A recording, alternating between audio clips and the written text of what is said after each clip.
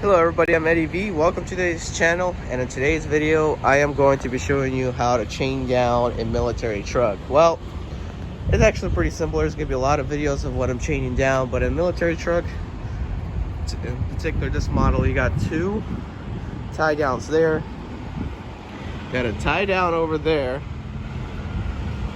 and you also got two tie downs in the back.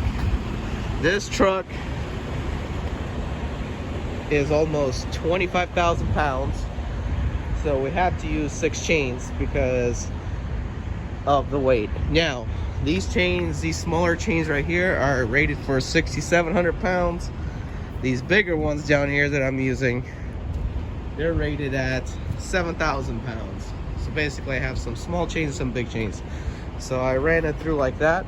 As you can see, that's how you hook them around. You always want to go, when you go hook around the eye, you want basically the outside of the line to go in first, if that makes any sense, and then the hook to come back around and hook on. That's how you always want to do it. Even if you're, let's say, see how I did it here, the outside coming down here loops around and goes, hooks up here. You could do it like this, you guys, or when you run the hook, you could hook it directly down here and have it pull. Okay, you do not want to hook it here. In later videos I'll show you how to hook on stuff in this section here. But basically when I did hook, okay, this is bend not for me. When you hook, you want to hook it down here, basically, so it'll be pulling against this block, not somewhere here where it could bend. This bend is not for me, this is something else. And yeah, and then I just wrapped around the extra chain, or around the rail and around this ratchet, and just ran a bungee cord through on every single thing. See how I did it, guys? That's exactly how you're really supposed to do it, and you gotta make sure you know where your tie down points is. Now let's say we do not have tie down points. I'm gonna show you here, guys, what to do. All right, that's what the right side looks like. So you see the hook, for it to be hooked on, that's okay. That's really good if you can do it like that. You never actually want to do it from the outside of the rail, because when you start doing the outside of the rail, it starts bending it out.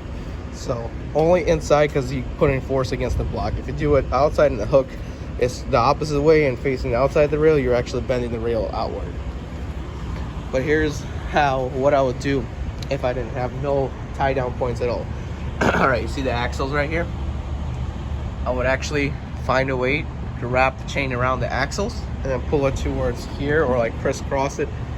That's the way I would do it. But since I have tie downs, it makes things wonderful. And some of these tie downs, look guys, have pins in them. So if the tie downs have pins, make sure they're locked, or as when you start tying down, that tie down can fly out.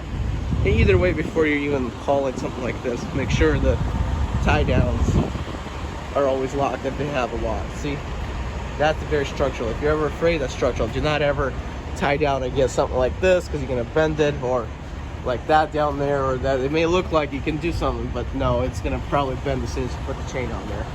Or another case scenario is the chain will actually, you'll cut through the chain if it's strong enough, like a knife, and then you'll need to put a different chain on.